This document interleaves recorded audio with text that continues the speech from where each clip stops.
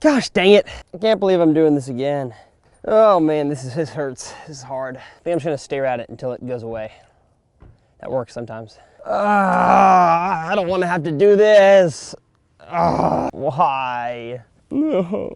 So if you are new to this channel, you may be slightly confused why I'm in complete and utter anguish right now about this lure that I wish would just disappear from the face of the earth. And that lure is the spinners. That's right, Steve Harvey, the spinner. The spinners. What a thing. What a thing that is. The spinnerbait is it's a piece of work, that's no doubt. I have had a feud with spinnerbaits for basically the entire duration of my YouTube channel. For 6 years now, I've been telling you guys that I hate spinnerbaits, and I've had a season or two where I feel slightly less animosity toward them. And I'm in one of those seasons right now, and so this is kind of my video to apologize and say, I'm sorry, again, to spinnerbaits. Spinnerbaits, I've hated for so long, there's really no reason why. It's not really a hate, it's more of just kind of a theme of my channel, some kind of funny inside joke that I have. But I've always, to give you guys a little bit of backstory, I always thought that a chatterbait was a far superior bait in most cases to a spinnerbait, and I still believe that.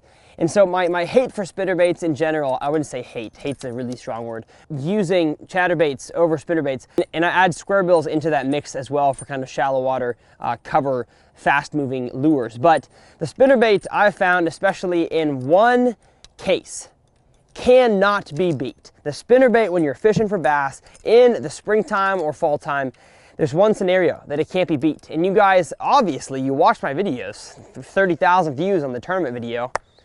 Thank you for watching, that's incredible. But yes, the spinnerbait, as you saw in that video, played a huge role in allowing Garrison and I to qualify for the 2020 National Championship. And so I kind of wanted to take this video to explain what I learned, not just from that qualifying tournament, but what I learned from the spinnerbait in those scenarios. I believe that every single time you step on the water, every single time you step on the boat, I guess you can't really step on the water, only Jesus stepped on the water. But every time you step on the boat or step on the shore to go out for a day of fishing, I believe that you should come back making yourself a better angler. Come back learning something that you did not know before. And so, once again, the spinnerbait taught me a lot of new things about fishing shallow cover that I want to share with you guys in today's video.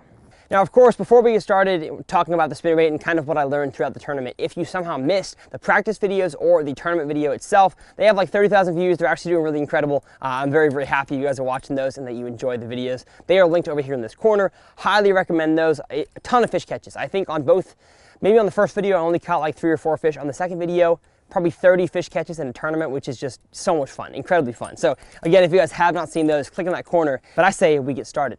Now, the first scenario that really led to my first apology of spinnerbaits was the day that I had with Lake Fork Guy out on the water.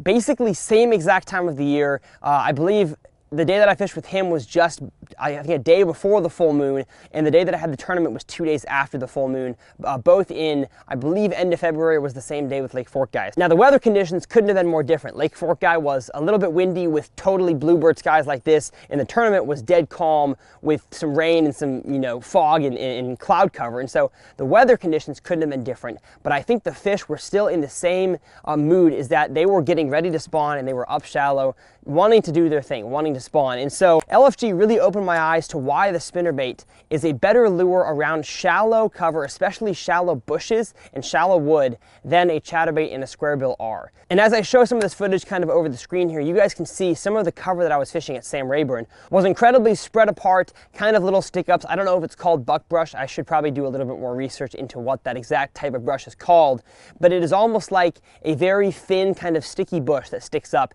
and it was spread across the entire flat of trees that we were fishing. Now I'm going to talk about kind of locations a little bit more in my tournament recap video that I will be doing in the next few videos, but I think that it was important just for me to sit down and explain why the spinnerbait was the best choice for that. Now, Garrison and I pulled up to the shallow flat of trees and we said, you know what, we're going to spend the last few hours of practice trying to see if we can get any fish to bite up shallow. Now, Garrison was throwing the chatterbait, I was throwing the spinnerbait. Now, Garrison got the first bite. Garrison actually caught the first fish in practice, and that was on the chatterbait. And so I believe I was throwing a cutter worm or a flippin' jig at that point, and so I decided, just to try to diversify things a little bit, I'm going to pull out the spinnerbait. And the reasoning for that is because, as you saw in the Lake Fork Guy video, a spinnerbait comes through, based on the design of it, it comes through the top of cover so much better than a chatterbait does. That's just the way that the bait works. The spinnerbait gets hung up a whole lot less often, and I'm able to work it a lot shallower than I am a chatterbait, and also a lot slower. Now, one thing that the spinnerbait has over the chatterbait is that the action itself is dependent on the skirt material and the blades. And you can slow roll a spinnerbait. I mean, you can have your reel moving this slow and your spinnerbait is still gonna have some kind of action. Now the chatterbait, there's kind of that tipping point where if you reel a chatterbait too slow, the blade will kind of like shimmy back and forth, but it won't really do any action. And oftentimes your chatterbait will actually roll, kind of like a alligator or crocodile tumble roll. And so you have a certain slowest speed that a chatterbait has to be retrieved at in order for the action to work right.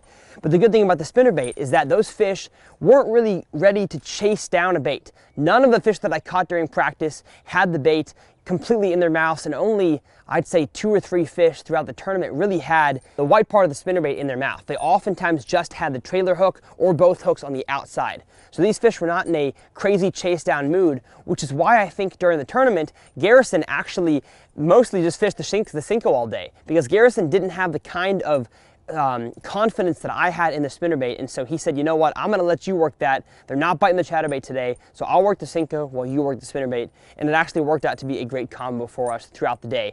And so hopefully you guys have kind of learned a little bit about why I chose the spinnerbait. Of course, it comes over cover better. It has 2 hooks. Now you can put a trailer hook on a chatterbait, but I found that it impedes the action a lot more than a trailer hook on a spinnerbait does. And so I'm going to take the last few minutes of this tournament to kind of jump over to my house and explain to you guys with some voiceover some of the locations in which I chose to throw the spinnerbait and why I think I was so successful in those areas. Now, of course, any gear that I used, I'm in love with this spinnerbait combo. This thing is incredible. I hope to use it throughout the rest of this year and, of course, for many years to come. It will be linked in the product description below.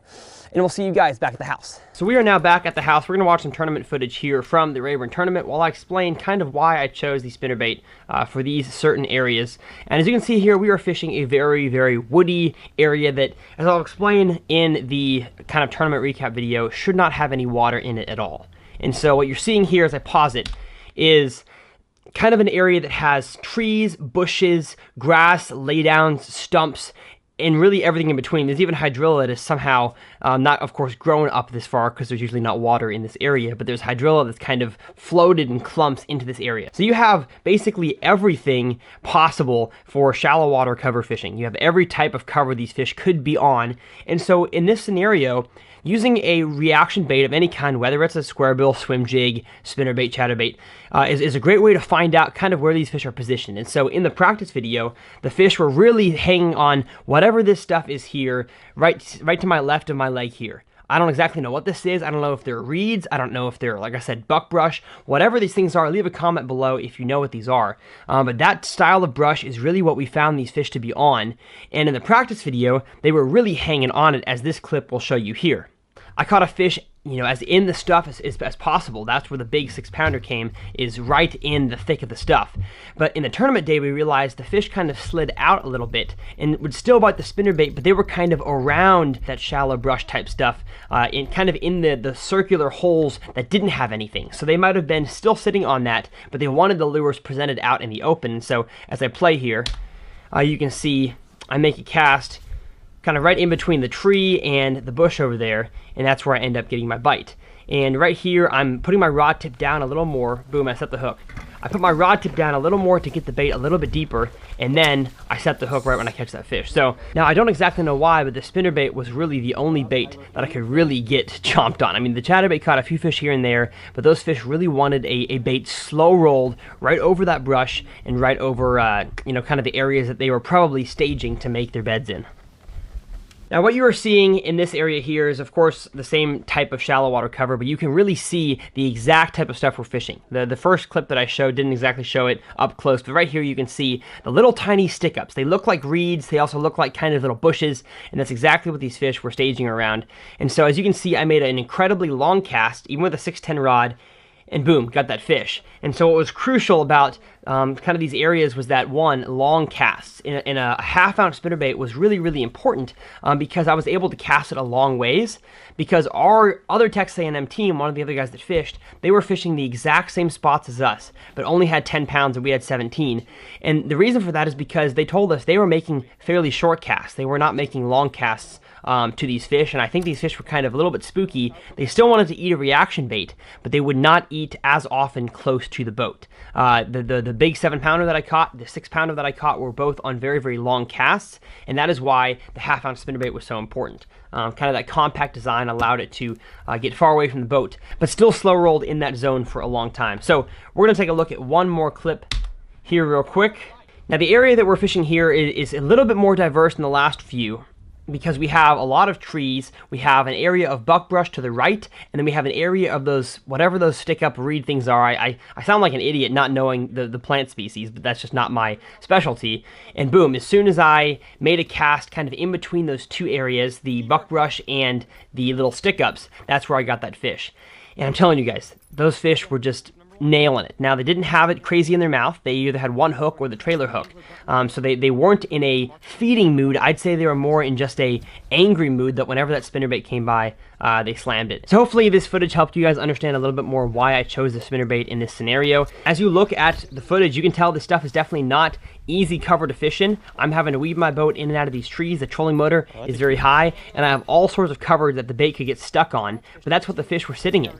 So kind of one tip that I'm going to give to you guys is don't be afraid to fish your bait. Even if you have a high possibility of getting stuck. The wise Gerald Swindle once said, if you're not getting stuck, you're not catching fish. And that's completely true. Because the more you are presenting your bait in positions that other anglers are not, fish live there. Fish live in the thickest, nastiest stuff you can find. And so, luckily on tournament day, the fish actually weren't biting in that stuff. They were biting off of it. But if I hadn't have found them in the thick stuff in practice, I would not have known to be throwing the spinnerbait in and around the cover that I did. So, with that being said, let's hop back to the boat. I can't believe I just made an entire video on spinnerbaits. That's crazy. I'm making progress, folks. TRF, you are here to see history be made. I am making progress in my fishing journey. And of course, I'd love to have you guys along for the journey with me. If you guys have not subscribed to this channel yet, make sure you guys hit the subscribe button. Of course, click up here for any other tournament videos or whatever you guys want to watch. I have a plethora of videos on this channel. This is not just a one-dimensional tournament instructional channel. I have music video parodies. I have underwater videos. I have crazy challenges where I put lures together and make a train. It's nuts. I do all sorts of crazy stuff. And maybe, just maybe, you will see the spinnerbaits lined up one by one in the train. We'll see y'all next time.